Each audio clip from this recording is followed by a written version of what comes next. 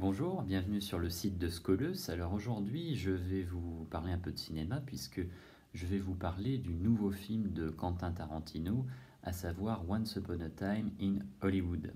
Alors Tarantino n'avait plus fait de film depuis 2016, depuis début 2016. C'est un film qui s'appelait Les Huit Salopards, qui était un western assez classique, enfin un western huis clos, on va dire, très long, qui durait un peu plus de 3 heures. Là, le nouveau film, Once Upon a Time in Hollywood, est annoncé depuis longtemps, donc avec Brad Pitt, avec Leonardo DiCaprio, avec Margot Robbie, et puis Al Pacino aussi, euh, entre autres. Kurt Russell, Michael Madsen, enfin voilà, les acteurs fétiches aussi de Tarantino sont présents. Euh, c'est un film donc, qui se déroule en 1969, donc il y a 50 ans, 50 ans pile j'ai envie de dire, puisque la fin du film se déroule en août 1969, donc le film sort en août 2019, ça fait 50 ans pile, c'est une sorte de demi-siècle comme ça, une sorte d'anniversaire avec l'homme qui marche sur la Lune, et puis surtout la révolution sexuelle, la révolution des drogues, la révolution psychédélique de la musique aussi, dans cette Californie de l'époque, puisqu'évidemment c'est un film qui a pour thème Hollywood. Alors Hollywood sous deux aspects. L'aspect évidemment matrice de film, matrice d'imaginaire, matrice de symboles, d'usine à rêve, et en même temps l'Hollywood concret, les rues, les villas, euh, voilà, les quartiers des acteurs, là où habitait Roman Polanski et son épouse Sharon Tate, le personnage joué par Leonardo DiCaprio, Rick Dalton, qui est appelé à devenir un nom fameux des personnages de Tarantino. Rick Dalton, en plus, c'est un nom de personnage qui sonne bien, qui correspond bien au statut d'acteur de série télé, de western et de western spaghetti aussi.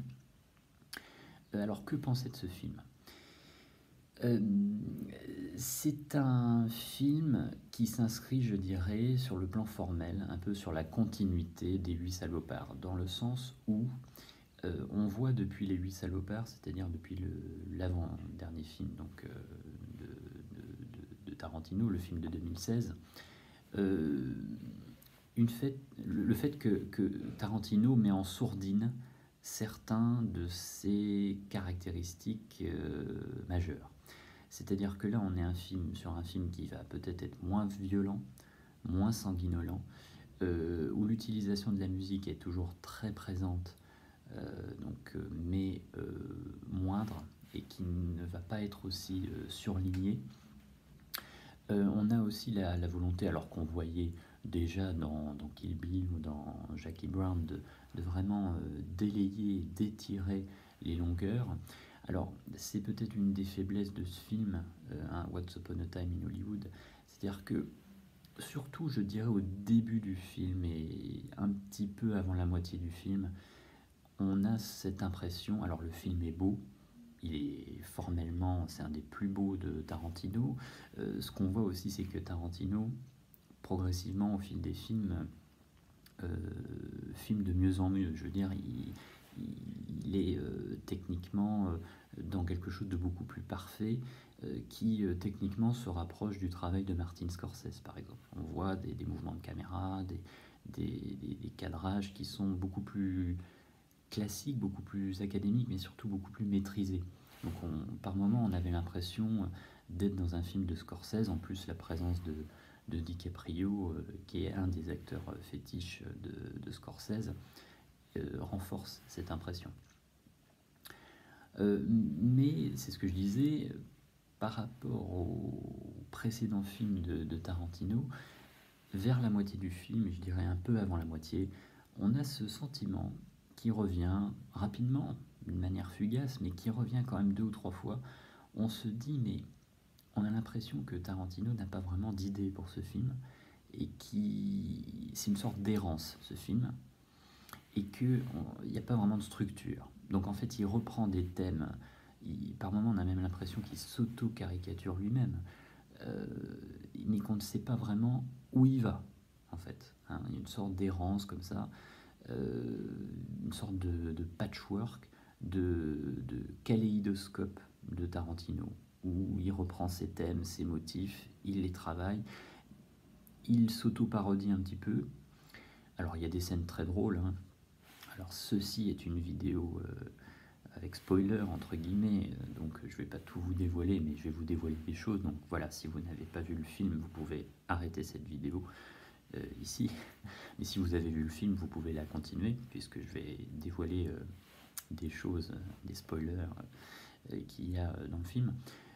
La scène la plus drôle et la plus marquante quand même de ce film, une des plus réussies, je pense que c'est d'un point de vue comique, la scène avec une espèce de Bruce Lee en fait, qui est totalement caricaturée, c'est une satire qui est très très drôle. Il y a une scène très drôle aussi d'échange entre une petite fille actrice et Eric Dalton, l'acteur paumé, perdu, loser, hein, qui est joué par Leonardo DiCaprio, qui est très très drôle parce c'est fondé sur un écart où on a un Leonardo DiCaprio qui va dire des choses très, très basiques, très simplistes, et une petite fille qui dit des choses très intelligentes en lisant une biographie de Walt Disney. Donc ça, c'est évidemment, c'est une situation comique qui fonctionne très bien. Ce qu'on peut dire, j'ai peut-être pas trop envie d'en dévoiler trop quand même sur la fin du film. C'est-à-dire qu'il réécrit l'histoire à la fin du film et qu'on a une scène à la fin du film qui est totalement cathartique. Et on comprend mieux peut-être pourquoi le début du film était peut-être parfois assez mou, assez long, où on pouvait se dire quand même là, quand même, il aurait pu couper au montage. Par exemple, quand Brad Pitt, ça doit être au bout de la première demi-heure, hein, au bout de 30 minutes, revient chez lui et qu'on découvre la caravane dans laquelle il vit, il y a au moins plus de 5 minutes d'images où on voit Brad Pitt qui est au volant et qui conduit sa voiture. Alors on voit l'itinéraire qu'il prend, une autoroute, ensuite une petite route. Et là, on se dit, il aurait pu couper ça, quoi. Vraiment, il y a au moins 1 ou 2 minutes, un peu où il se passe rien, où c'est en trop. On a l'impression qu'il laisse tourner la caméra pour délayer, pour gagner du temps. Et on se dit, bon, pourquoi il n'a pas coupé? Alors après, ça peut se défendre, parce qu'on se dit c'est pour montrer l'éloignement du personnage joué par Brad Pitt, qui est en fait l'assistant de Leonardo DiCaprio, hein, de Rick Dalton, qui est un cascadeur en fait, hein, Brad Pitt dans le film. Et on se dit c'est pour montrer l'éloignement entre cet acteur en fait qui est déclassé et Leonardo DiCaprio. Bon, ce qu'on peut dire aussi, c'est que cette manière de délayer, qui est propre à Tarantino, c'est pas nouveau dans son cinéma, hein, prépare aussi peut-être un peu mieux le choc cathartique qui est présent dans, on va dire, la dernière demi-heure, ou en tout cas les 20 dernières minutes du film. Et c'est vrai que les 20 dernières minutes du film sont réussies de ce point de vue-là. L'effet cathartique est totalement réussi. On s'y attend pas vraiment, même si évidemment on se doute qu'avec Tarantino il va y avoir une scène violente à la fin du film, puisque c'est quand même grosso modo toujours la même structure de ces films. Donc ça fonctionne quand même plutôt bien. D'ailleurs, sur le plan idéologique, je pense que ce film va faire grincer des dents pas mal des fans de Tarantino, parce que c'est quand même un film qui est assez ambigu sur le plan idéologique. Quand même, voilà, c'est pas un film qui montre une bonne image des hippies et de l'extrême gauche, on va dire ça comme ça, hein. Et c'est un film quand même un peu risqué, en tout cas pour le cinéma hollywoodien, je trouve. Bon. Globalement, moi je vous encourage à voir ce film. C'est aussi une belle réflexion sur l'amitié entre DiCaprio et Brad Pitt, enfin leur personnage.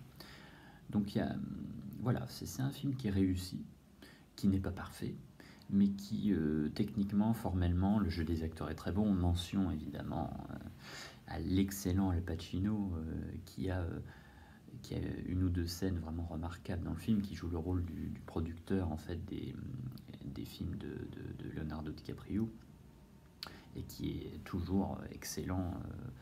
Donc ça fait plaisir de voir Al Pacino comme ça dans un film de Tarantino. Il est évidemment brillant dans son rôle. Donc voilà, un film que je vous encourage à voir. C'est un film qui fonctionne bien, qui réussit, qui a des défauts, qui n'est pas parfait. Je vous dis, parfois on se demande voilà, où Tarantino veut nous mener.